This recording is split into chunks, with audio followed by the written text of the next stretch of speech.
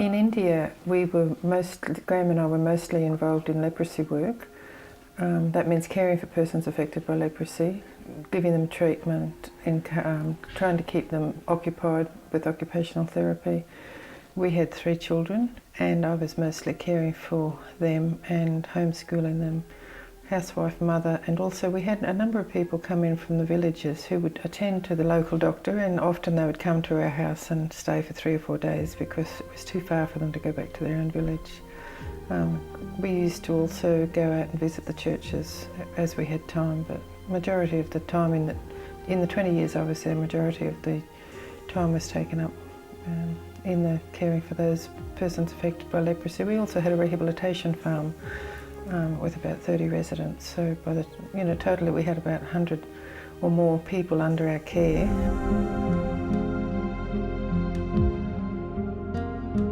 On the 23rd of January 1999, my husband and sons had actually gone out to a jungle camp. Now, a jungle camp is actually like a Christian convention of 4 days of meetings for the Christians particularly. Just a chance for them to have some Bible study, some fellowship, and get together, a bit of fun together also. We all like to do those things. This camp was held every year and was one of a series of 6 camps that were held in different places throughout the 2 months of the dry season when the rice harvest was finished, when people had a bit of time.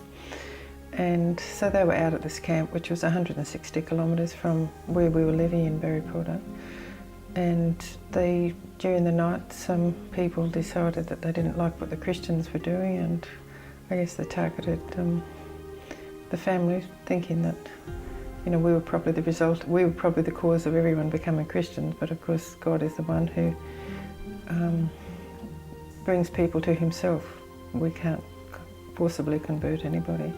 So that's what they were doing at the camp, and they normally slept in the vehicle.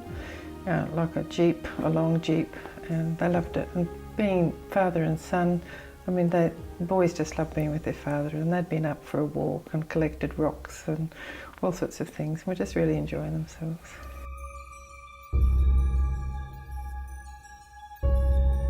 And so on that night of the 23rd of January, which was halfway through the camp, a mob of people came in about just after 12 with torches and sticks and beat the vehicle and then set the vehicles on fire. I believe they had actually tried to escape, but it was not possible. The rest of the campers were really afraid.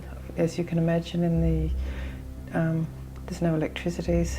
It was new moon, so the dead of night, dark as anything. A mob of people. I think most people would be frightened. And so they ran away. Those who did want to come out of their houses and to help, they found their houses that had been bolted from the outside. I heard noises. When I got up, I heard the screams of a child. I tried to come out of the house myself, but 3 people at my door said they would kill me if I did. So that apparently they couldn't escape, so they died.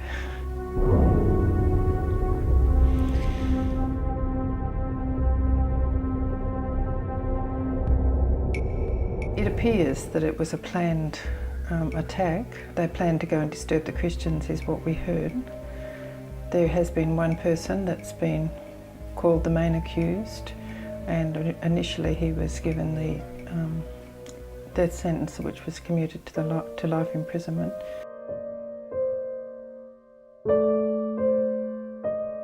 When I think back on it, I said to Esther, actually it was only within a few hours of them actually being killed that day, and it was probably a couple of hours after about 4 hours after I'd heard the initial news that the jeeps had been burnt, though I didn't know what had happened to the family. Esther said to me, "Mummy, what is the news?" And she was 13 at the time. And I said, "It seems like we've been left alone." And that was sort of how I broke the news to her. But we will forgive. I think I said, "Won't we?" And she said, "Yes, Mummy, we will." And so again, those words at that time, "I will forgive," I think started a healing process in my own life, because if we forgive, we can't allow bitterness to come in.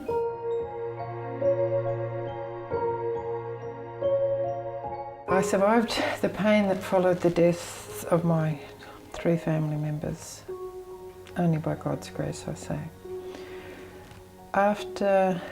Initially I probably, like, you go into shock, you go into disbelief, but God really enabled me to, that didn't happen to start with, in a sense. It did, but it didn't.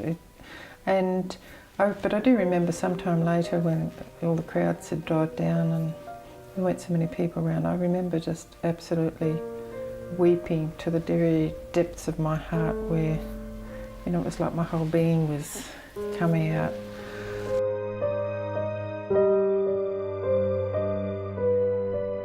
I think the journey of forgiveness is an ongoing journey in a sense. It's certainly when I forgave the very first, in the very first instance, I guess you could say, I believe that set me on a longer journey. The words I forgive were like starting a healing process.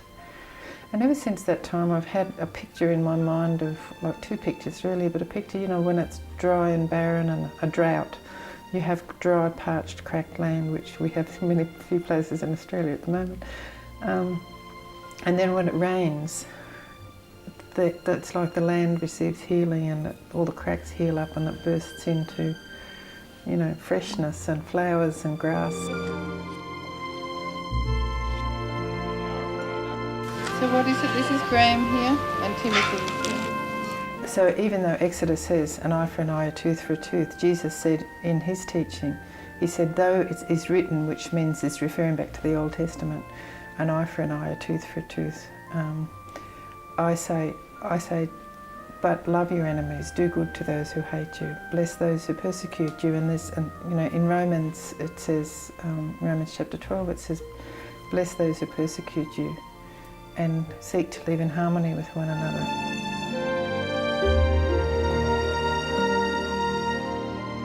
By forgiving the killers, I've been able to,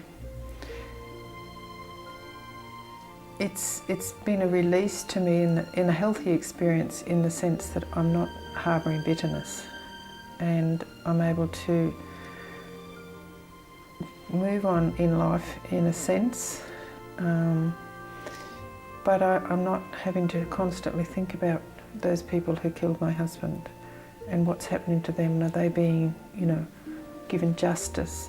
Because again, because I know that God has his ways and will deal with them, but I also pray that they will know God's forgiveness in their own lives. So in that way, it's been a release to me to be able to forgive.